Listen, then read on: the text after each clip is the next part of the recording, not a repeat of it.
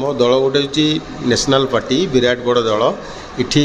बहुत लोक आप्लाय करते 3000 लोक आप्लाय करते 147टा सीट पाई तेणु ऑब्वियसली आम भितर जी पाइला आउ दल जी न पाइला से असंतुष्ट होकर आसवे झगड़ा करेंगे स्ट्राइक करेंगे कि समस्ते आम लोक कहीं बाहर नुह समस्ते आमर एवं शरत पट्टनायक नेतृत्व को समस्ते ग्रहण करुँच तेणु शरत पट्टनायक पाक आसुन जेहेतु शरत बाबू ना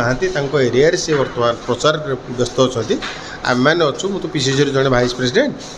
आम बुझाबुझी करुँ जदि जेन्युइन पाइबार थो आमर प्रार्थी भी बहुत जगार बदलुच जदि से योग्य थे आउ थे भी से बदल दि जापे कांग्रेस कांग्रेस भवन आसवे ना कौटी जी ये तो आमर हेडक्वार्टर ना आम लोग आम पाक आस तेणु आसवाटा भल।